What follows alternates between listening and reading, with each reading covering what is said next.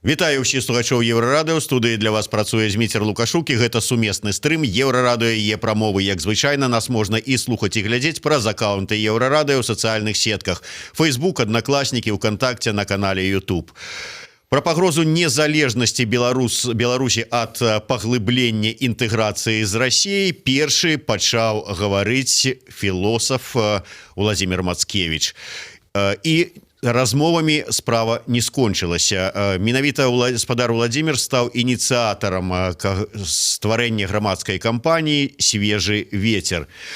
Кампанія зладзіла шэраг акцый і флэшмобаў, пакуль ідэю супраціву інтэграцыі не перахапілі прадстаўнікі тытульнай апазіцыі. Пра тое, ці была паспяховай кампанія «Свежы ветер», якія планы на наступны год і ўвогуле пра тое, што можа абудзіць беларускае грамадства, мы сёння і гаворым з маім госцем, філосафам Уладзімірам Мацкевічам. Добрый дзень, спадар Уладзімір. Прывітанне. Спадар Уладзімір, вы часта цягам года наракалі на тое, што вы першы пачалі казаць пра пагрозу для незалежнасці Беларусі ад паглыблення інтэграцыі, а на вашыя словы доўгі час фактычна ніхто не звяртаў увагі. Ўсё ж такі атрымалася давесці сваю думку, атрымалася паказаць, што небяспека ёсць, ці ўсё ж такі, ведаеце, не ў крыўду вам будзе сказана, я неяк пачуў такую фразу ад аднаго эксперта про тое, што калі пра нешта папярэджвае Мацкевіч, то дакладна гэтага не будзе. Ваше на сённяшняе ўражанне ад усяго, то есть падводзім вынікі году. Бачыце, я прынамсі згодны з тым, што вы распавялі пра гэтую абарону незалежнасці ў гэтым годзе, але апошнім часам я пачуў шмат негатыву і нараканняў на тое, што як жа ж гэта Мацкевіч пачаў. Это ж не ты пачаў, это БНФ раней казаў, там хтосьці яшчэ казаў і так далей. І там пра гэта немагчыма не памятаць. Сапраўды, незалежнасць як каштоўнасць абгаворваецца, прапагандуецца ўжо 30 год, і ўсе ўзгадваюць знакаміты нарыс Уладзіміра Арлова там на пачатку 90-х гадоў і так далей. Каштоўнасць незалежнасці, яна існуе, і пагроза незалежнасці таксама існуе даўно. Тое, што я пачаў з атрымання дакладнай, як дакладнай, наколькі можна ўвогуле верыць неафіцыйнай інфармацыі, але ж тым не менш.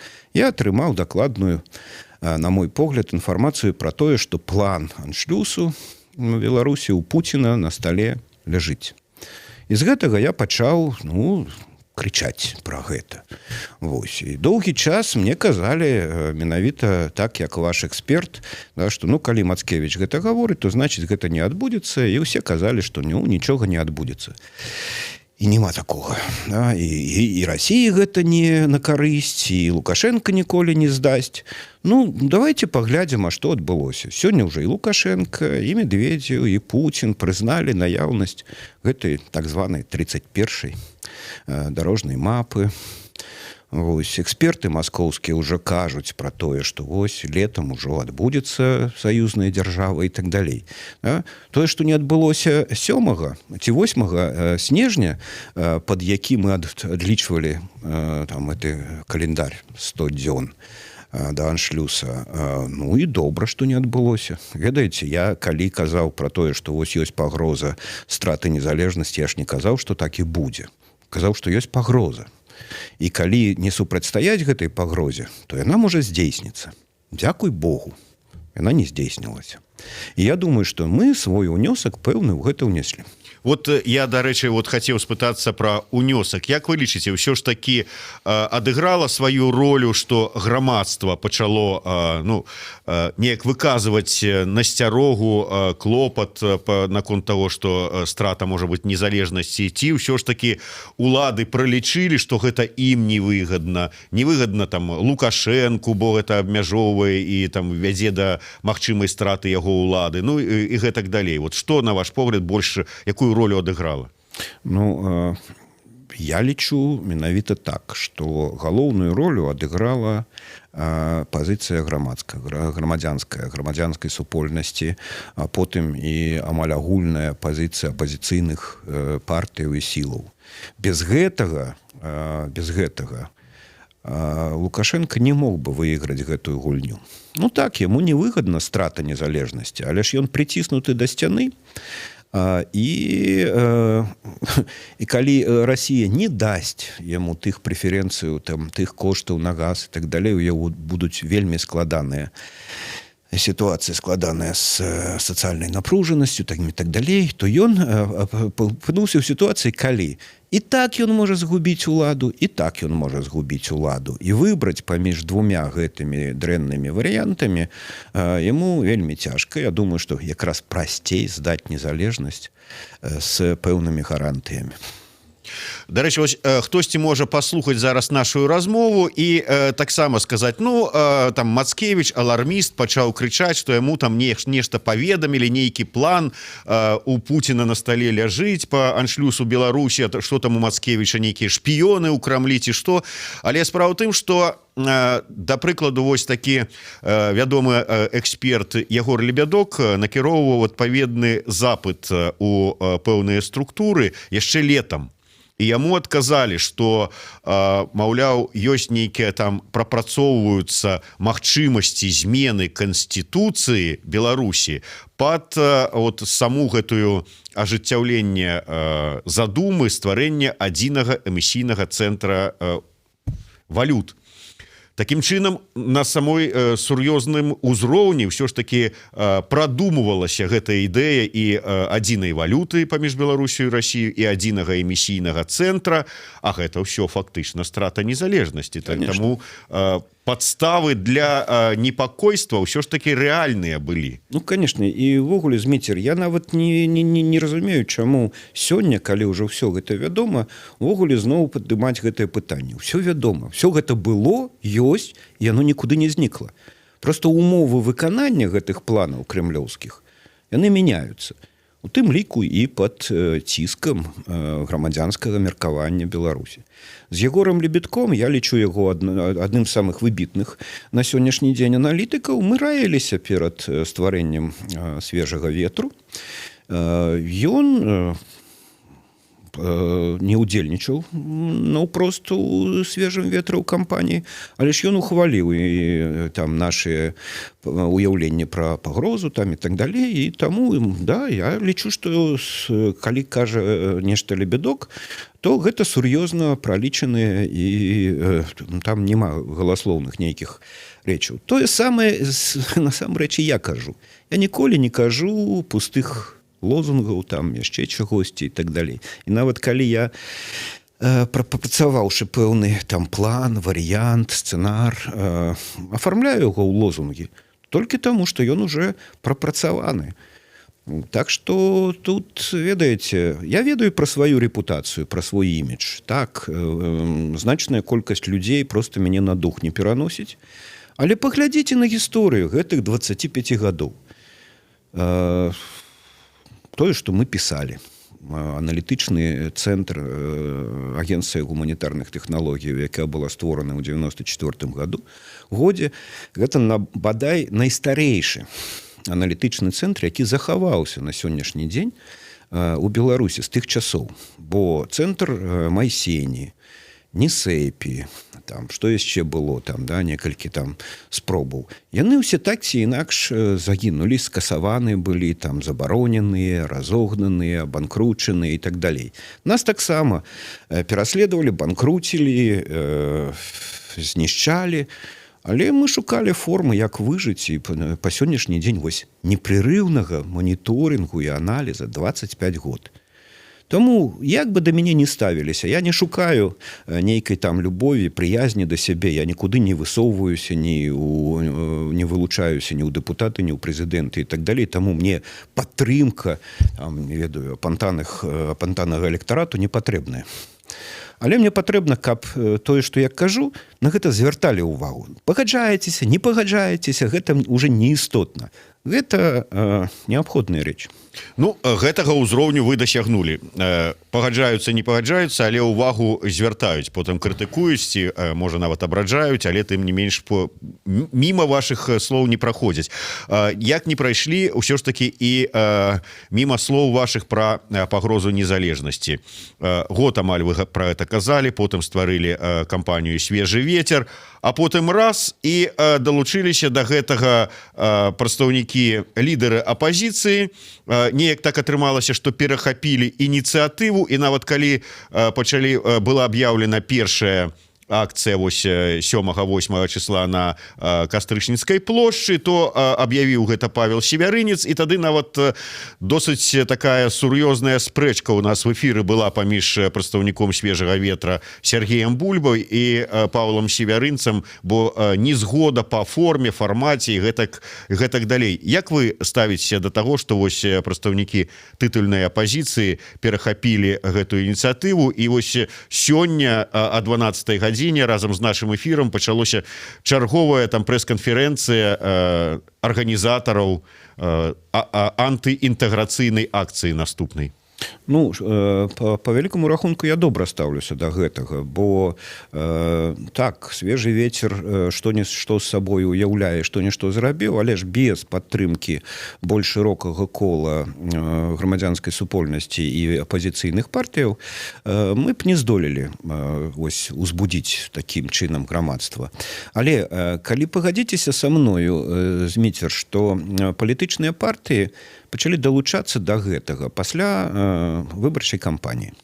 Прынамсі, ўжо бліжэй да снежня. То бок да гэтага яны былі занятыя зусім іншымі справамі, пра якія мы казалі, што яны не вартыя таго, каб гэтым займацца.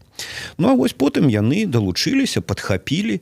Ну і сапраўды кампанія, якая існуе 3 месяцы, не можа арганізаваць там вялікія вулічныя акцыі. Ну, мы і не імкнуліся іх арганізоўваць. Мы лічым, што гэта не самы галоўны чыннік супраціву.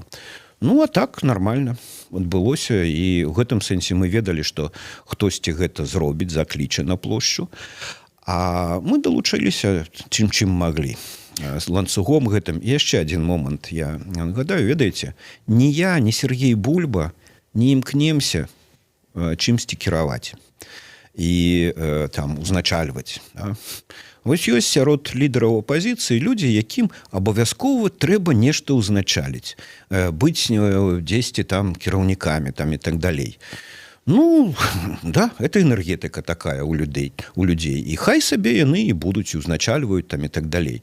Да? Але ж гэта не адмяняе грунтоўнай, штодзённай працы, як аналітычнай, так і арганізацыйнай і так далей. Не фокус заклікаць на плошчу праз там маючыся сродкі інтэрнэту ці масавай інфармацыі. Іншая справа, а што потым? А вось вы пратэстуеце, а што прапануецца? І вось на сённяшні дзень тое, што я імкнуся рабіць, гэта нейкія станоўчыя прапановы. Ну, яны нават вядомыя, уже і агучаныя на 2020 год. Давайте пра прапановы крыху пазней, пра сённяшні дзень яшчэ завершым размову. На ваш погляд, вот я в прынцыпе разумею, калі праводзіліся акцыі супраць паглыблення інтэграцыі адначасова з перамовамі Пуціна і Лукашэнкі па гэтых пытаннях у Сочы. Потым адначасова з перамовамі Пуціна і Лукашэнкі па гэтым пытанні ў Санкт-Петербургу. Здаецца, на дадзены момант перамовы скончаныя. Там, можа, яны і працягнуцца некалі далей. Але ці ёсць сэнс зараз рыхтаваць чарговую акцыю? Для чаго? У сувязі з чым? Ну, я уже казаў, я просто не хочу пра гэта там вельмі голасна казаць. Я не бачу сэнсу ў гэтым. Не бачу сэнсу увогуле нешматлікіх акцыях там на 2000 чалавек, 3000 чалавек і так далей. Усе ведаюць, што вулічны пратэст ці масавы рух, які выплёскваецца на плошчу там і так далей, гэта, ну, скажем так, найбольш бачны момант доўгага працэсу. Калі гэтага працэсу няма, а ёсць толькі плошча, толькі мітынгі, толькі дэманстрацыі, то яны бессэнсоўныя. А што да гэтага? Да? А як вы рыхтаваліся, што вы прапануеце пасля, чым павінна скончвацца эта акцыя? І вось, ведаеце, я нават абураўся 7 снежня, калі эта акцыя была, да? Ну і распачалі. Выступілі, хто хацеў выступіць. Сказалі тое, што даўным-даўно гаварылася, все гэта ўсё ведаюць, да? Яшчэ раз адзін аднаму прызналіся ў тым, што мы прыхільнікі незалежнасці. Што далей? Ну, далей нешта трэба рабіць. Да? Вось просто так скончыцца размовамі акцыі не павінна. Ну, то пашлі да другой плошчы і пашлі на плошчу незалежнасці. Прыйшлі на плошчу незалежнасці. Што далей рабіць? А пашлі назад. Ну, і так далей. І вось гэта бадзянне без усялякай мэты. Да? Якія у вас прапановы пасля? Чым павінны скончыцца такія мітынгі? Рэзалюцыяй. Ну, колькі гэтых рэзалюцый ўжо было? Вось давайте, мы ўжо даўно казалі, трэба абвесціць пэўны мараторый на гэтыя вулічныя бессэнсоўныя акцыі. Яны патрэбны тады, калі ёсць рашучы крок трэба зрабіць. І калі людзі будуць ведаць, ради чаго гэты рашучы крок трэба рабіць. А так, хадзіць па вуліцах, абы хадзіць, абы атрымоўваць штрафы, а потым ганарыцца тым, што а я столькі адсядзеў, а я столькі заплаціў, там і так далей, і быць героем з гэтага. Ну, калі ўжо вы спыталіся, то я вымушаны это казаць, хоць, можа, і не варта. Ну, чаму? Все варта казаць, навошта насіць у сабе. Ну, да того, що можна ж яшчэ пачынаць акцыю, там, як говорится, начнём памаляць, да, вот так вот. Вот. Про памаляць, дарэчы. Вот ад забора і да абеда, як казалі ў арміі, да, праца. Безвыніковая. Давайте, вот мне падабаецца роля адваката д'ябла. Я зараз сыграю з сябе з такого прыхільніка, скажем так, праўладнага апанента. З чаго пачаўся Майдан ва ўкраіне? Выходзілі там 50, 60, 70 там нейкіх маладых людзей, студэнтаў, якія пратэставалі супраць таго, што тагачасны прэзідэнт Украіны не падпісаў асацыяцыю з ЕС Украіны. Выходзілі. І, можа быць, так бы ўсё і сціхла паціху, калі б не збілі гэтых людзей ноччу, не разагналі іх, не пакінулі крывю на Майдане. Можа быць, і зараз вот так вот ходзяць дзеля таго, каб нарэшце да крыві вот так разагналі і такім чынам Майдан справакаваць. Ну, Дмітрий, давайте шчыра, да? Вось збіццё дэманстрантаў абурае грамадства толькі тады, калі гэтае грамадства з павагаю, нават з любоўю ставіцца да гэтых збітых дэманстрантаў. А калі яны нікому не цікавыя ў грамадстве, ну, збілі і збілі, не забілі, ну і добра, што не забілі. Да, а так это паразганялі, паўсюль дэманстрацыі разганяюцца. Украінцы адчувалі сябе нават пасля Майдану 2004 года адным народам, адным, нягледзячы на розныя палітычныя погляды, на розныя падыходы. Там хтосьці быў за Юлю Цімашэнка, хтосьці там быў прыхільнікам Цягнібока. Украінскае грамадства вельмі палітызаванае. Наша таксама палітызаваная, але ж трохі інакш. Вось. Але усе ўкраінцы адзін народ. Так, у іх былі моўныя спрэчкі. У іх былі там спрэчкі з нагоды вось памяранчавых і беласініх там падчас першых выбараў Януковіча. Але вось гэта адчуванне, мы адзін народ, і там нашых б'юць. Нашых. А тут, глядзіце, калі ім прапанавалі, што а давайте выйдзем усе разам, і чырвона-зялёныя, і бел-чырвона-белыя на мітинг супраць паглынання Расіяю, да? Не, мы не будем з чырвона-зялёнымі ні ў якім разе разам. Да? Пачаўся зноў, пачалася вось гэтая грызня зноў. Мы не адчуваем сябе адным народам. І калі там б'юць тых, да, ну, пасадзілі там, памятаеце, 3 тых самых расійскіх рэгнумаўскіх журналістаў. Да? Нават праваабаронцы тады засмуціліся. Да? А ці варта бараніць ворагаў? Да? І вось мы раздзярбанены такі народ, расцярушаны. і ніхто не лічыць там, скажем, пазнякоўцаў, як называюць БНФаўцаў да сённяшняга дня, гэтых апозіцыянераў за сваіх. Гэта іншыя апозіцыянеры, там яны купленыя захадам, грантасосы, там яшчэ штосьці і так далей, і так далей. Вось гэта лукашэнкаўская прапаганда стварыла вобраз ворагаў. Ну, можа, не ўсе адчуваюць, што ворагі, да? Але ж не нашы. І таму, нават калі заб'юць нават, не дай Бог, каго-небудзь, да? Вось гэтай еднасці, без гэтай еднасці выбуху не будзе. До таго часу, пакуль мы не разумеем, мы беларусы, на якой бы мове не размаўлялі, прыхільнікам якой бы там ідэалогіі, партыі мы не былі, мы адзін народ. І абарона незалежнасці – это наша агульная справа. До гэтага часу нічога не будзе. І паглядзіце, уладам на карысць былі ўсе гэтыя спробы, акцыі, мерапрыемствы па абароне незалежнасці. На карысць. І тым не менш, яна штрафуе зноў, суткі дае і так далей. Зноў ствараецца вось гэты вобраз адшчапенцаў, там, вшывых блох, там яшчэ невядома, нацменаў, там і так далей, і так далей. Да? І гэта ствараецца наўмысна, каб гэтых людзей зноў сажалі, і ніякага спачування ад большасці да іх не было. До таго б часу, пакуль мы не зразумеем вось гэтай простай ідэі, простай, ну, настолькі простай. Мы беларусы ўсе, якія не былі б там каталікі, пратэстанты, праваслаўныя, нават габрэі, мусульмане і так далей. Мы ўсе адзін народ. Камуністы, лібералы, нацыяналісты, мы адзін народ. І незалежнасць наша агульная. Вось калі не будзе пагрозы незалежнасці, вось тады мы будзем высвятляць, да, якую партыйную ці ідэалагічную праграму трэба закласці ў пабудову дзяржавы. І нават вось калі я кажу пра гэты устаноўчы сход, мне кажуць, а ты спачатку напішы канстытуцыю. Ну, на халеру мне пісаць канстытуцыю. Хай Гриб Мечислав Иванович напіша канстытуцыю, Пастухоў напіша, ёсць адмыслоўцы. Але справа не ў гэтым. Ніхто адзін, ні адна групоўка не можа напісаць канстытуцыю і вось устанавіць, канстытуяваць дзяржаву. Гэта трэба вырашаць супольна. Супольна праз давераных асобаў, якіх мы прызначым, абярем вось у гэты устаноўчы сход. Там будзе шмат спрэчак, там будзе шмат яшчэ чаго. Але калі мы дамовімся, ці кансэнсусам, ці кампрамісам, мы прымем сваю канстытуцыю, сваю дзяржаву установім, сваю народную, так, як мае быць. А калі мы не маем адчування, што мы адзін народ, мы нічога не здольны зрабіць.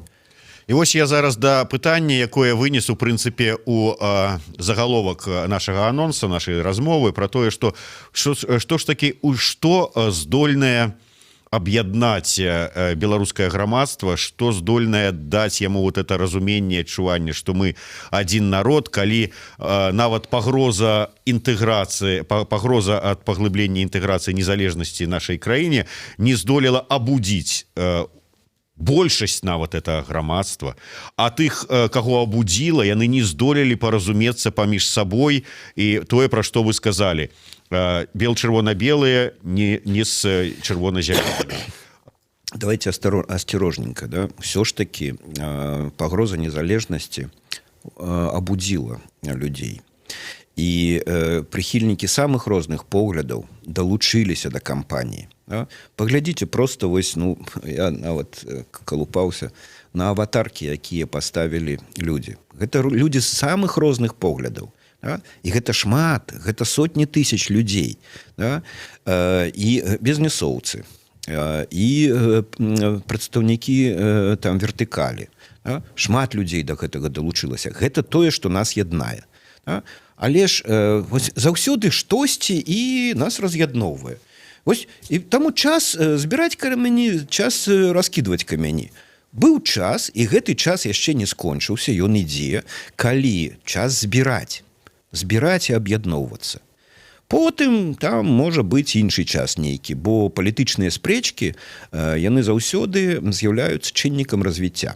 Без іх немагчыма развіццё. Там прыйдзецца спрачацца. А сёння пакуль трэба пакінуць вось эту рознагалосіцу і заняцца тым, што ёсць галоўнай пагрозай. На наступны год гэта пагроза захоўваецца. Больш таго, яна яшчэ і павялічваецца. Усе чулі про тое, што сказаў Лукашенко Венедыктову.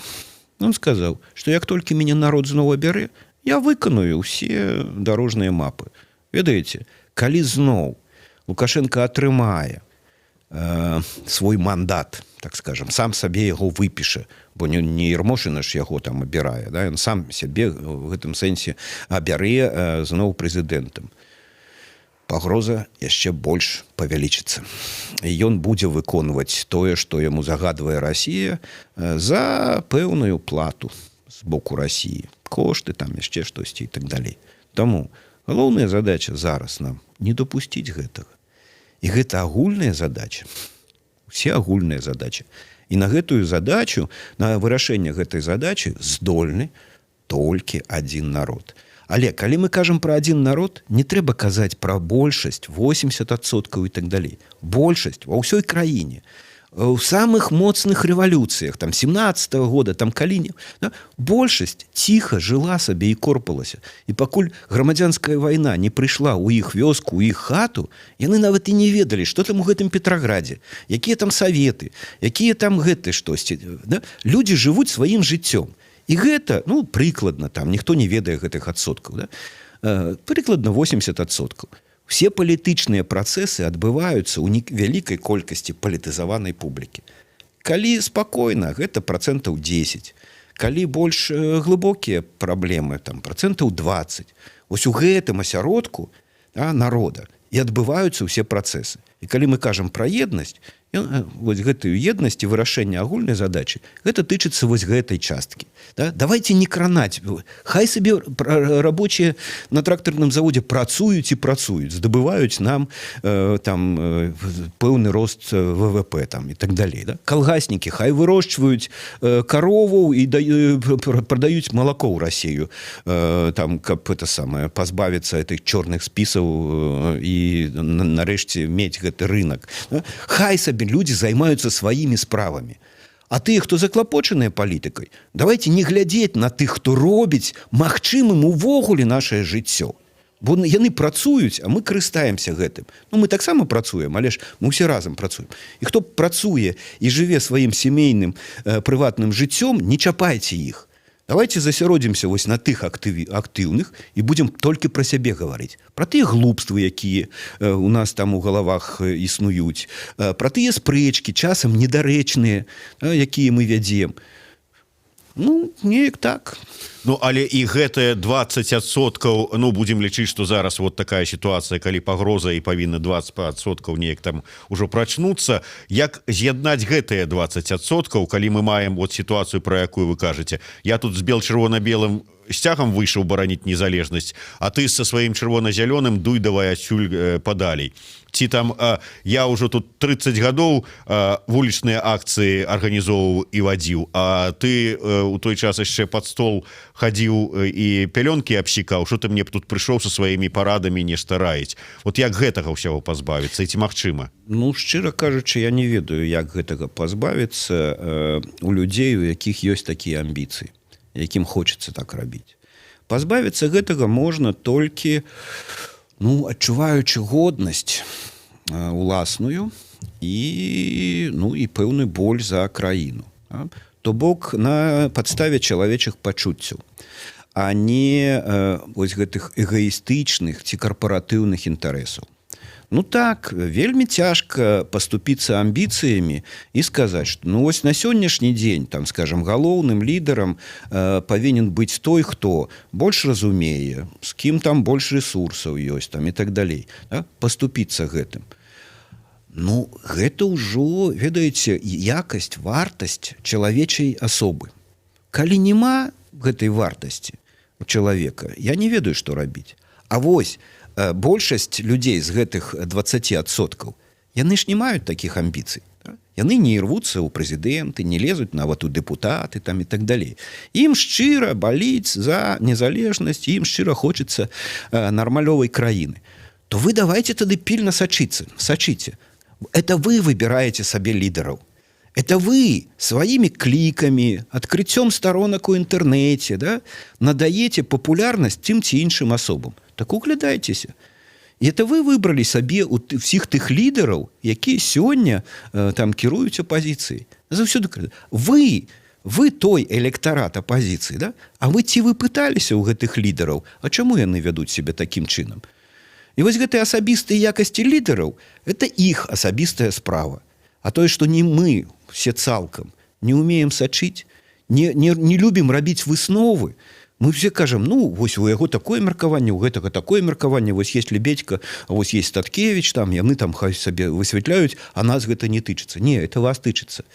Бо менавіта ваша ўвага да гэтых асобаў, і да мяне, і да Северінца, да Бульбы, да Лебедькі, да ўсіх астатніх, да?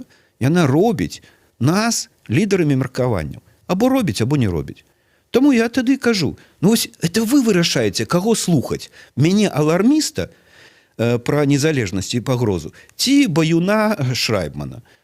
І вы выбіраеце, і што вам больш падабаецца. Это вы робіце з нас лідараў меркаванняў, а не мы самі. Мы пішам тое, што мы пішам, мы гаворым тое, што мы гаворым.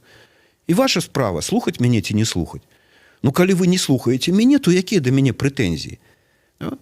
Калі са мной там вось там свежы ветер, там яшчэ некалькі там, скажем, некаторыя партыі, некаторыя партыйныя актывісты насуперак меркаванню сваіх лідараў, яны вось прыслухоўваюцца да мяне, і яны арыентуюцца на тое, што я кажу і пішу. Ну, таму я ім удзячны за тое месца ў грамадскім жыцці, якое маю. А іншыя робяць іншы імідж і рэпутацыю іншым. Ну, так вось і вы адказныя за гэта. Спадар Владимир, вы сказали про тое, што пагроза незалежнасці Беларусі застаецца вельмі актуальная, можа нават павялічваецца і ў наступным 2020 годзе. Тым не менш, вось апошнім часам вы больш пішаце не пра пагрозу незалежнасці, а пра вось устаноўчы сход, гэтую ідэю прасоўваеце. Чаму? Ці яно звязана неяк? Это цалкам звязана. Калі вы паглядзіце вось гісторыю таго, як я пачынаў разгортваць всю гэтую эпапею, то з першых жа артыкулаў я казаў, што пакуль існуе сённяшняя канстытуцыя Расійскай Федэрацыі і Беларусі, якія б яны не былі дрэнныя, недасканалыя, саюзная дзяржава немагчымая. Саюзная дзяржава, аб'яднанне краінаў, то бок паглынанне Беларусі Расіі магчыма толькі пры прыняцці іншых канстытуцыяў. І пра іншыя канстытуцыі, пра змену ў канстытуцыях амаль сінхронна напрыканцы мінулага года загаварылі і ў Расіі, і ў Беларусі. У Расіі гэта патрэбна, каб дазволіць Пуціну балатавацца ў 2004 годзе, а ў Беларусі навошта? У Беларусі таксама некаторыя думаюць, што гэта звязана з транзітам улады. Ну, прабачце, Лукашенко досыць здаровы і малады яшчэ чалавек на сённяшніх мерках, па сучасных. Таму ён, можа, і думае пра транзіт улады, але ж не ў 2020 годзе. У 2020 годзе ён хоча зноў стаць прэзідэнтам. І калі так, і пад гэта, тады навошта яму канстытуцыя? А канстытуцыя патрэбна менавіта для таго, каб аблегчыць ці зрабіць магчымым вось гэтае паглынанне Беларусі Расіі. Таму, так, канстытуцыя наша недасканалая, больш таго, спаганеная ў 2006 годзе і потым яшчэ некалькі разоў. Яе трэба мяняць. Але ж, калі мы ўжо прыйшлі да высновы, што трэба мяняць канстытуцыю, трэба разумець, змена канстытуцыі – это або маленькая рэвалюцыя, або палітычны крызіс, або дзяржаўны пераварот. І ў нашай уладзе зрабіць гэта тым, што нам патрэбна. А нам што патрэбна? Нам патрэбна, каб была дэмакратычная, нармалёвая канстытуцыя, якая не дапускае больш прыватызацыі ўлады адной асобаю. Нам патрэбна дэмакратыя, нам патрэбен рынок там, і так далей, і так далей. Нам патрэбна развіццё краіны, нам патрэбна новая канстытуцыя. Эту новую канстытуцыю мы можам зрабіць па нашых правілах, а Лукашенко можа зрабіць па сваіх. І вось за гэта ідзе змаганне зараз. І тое, пра што Лукашенко дбае, можа несці больш істотную пагрозу незалежнасці, чым сённяшнія перамовы. Да? Бо перамовы вядуцца па коштах, па падатках, таможных тарифах і так далей. А там будзе ісці пагроза, весціся размова менавіта пра наднацыянальныя органы. І калі ў Канстытуцыі з'явіцца хоць некалькі словаў пра магчымасць наднацыянальных органаў, все кранты нашай незалежнасці. Таму калі вы паглядзелі сайт свежага ветру, ён называецца «Конституцыя Бел». Ад пачатку мы завязвалі гэтыя две сітуацыі, гэтыя два працэсы. І мяне часта зараз пытаюцца, а як магчыма ўвогуле паўплываць на гэта? Ну, будзем гаварыць. Сёння я кажу, што нам трэба скарыстацца палітычным крызісам і паслабленнем улады, якая заўсёды паслабленне. Улада найбольш уязвімая, калі праводзіць вось гэтыя прэзідэнцкія выбары. І гэтай сітуацыі нам трэба скарыстацца. Нам трэба не дапусціць гэтых выбараў. Тады ў краіне будзе крызіс, і выхад з гэтага крызісу – устаноўчы сход. Дзякуй вялікі. Владимир Мацкевич, Зміцер Лукашук, і больш падрабязна пра устаноўчы сход і яго ідэі, як яго арганізаваць, правесці і ўсё астатняе. Я думаю, мы пагаворым яшчэ, але ўжо ў наступным годзе. Дзякуй вялікі. Владимир Мацкевич, Зміцер Лукашук. А 13-й гадзіне у нас у гасцях экс-дэпутат Палаты прадстаўнікоў Ганна Канапацкая. Працягнем размову.